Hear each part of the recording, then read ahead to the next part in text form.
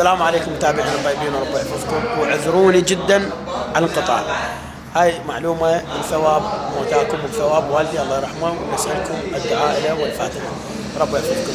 خصوص الجهاز ما سرقة تعالوا. دراجة 4 جير تعرفون ما بيها سلف، بس اكو البعض يريد ريمون ويريد يأمن عن السرقة.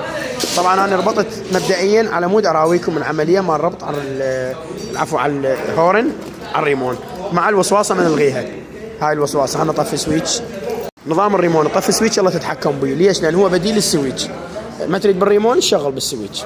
اولا ربطت الهورن البلادي على اليمن على الريمون، بس شنو كون نخلي دايودات باتجاه الخروج، اي رقم 15 هسه انا مستعمل خروج المن للهورن او للكتف مال الهورن هذا، وخروج منه المن للاشاره مال الدراجه.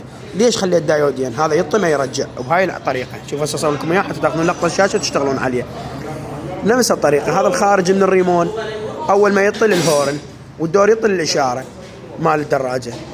ما هذا ليش الدايود الثاني؟ الدايود الثاني على مود ندق هورن ما توجه الاشاره، راح شوفوا حتى اي اشاره ما توجه. وكذلك الدايود ذاك الثاني ندق الاشاير يشتغلون 4. هاي البعض يقول الصفاره ما تنسمع ومرات مكانه بعيد ويجي السارق يسرق ويريد يلاحظ هورن، اكو بيه البعض بوش اكو سيدان، فان شاء الله يعني اي هورن يربط. هاي الطريقه. هسه ذني كلبسات طبعا كلبسه مال هورن تنقطم وتنكبس عليه لانهم على ما يصير بيعزل، وهذا كله راح يلف ويتغلف وينضم جوا. وشلون هذا سبايرول يتغلف نفس هذا عازل حراره.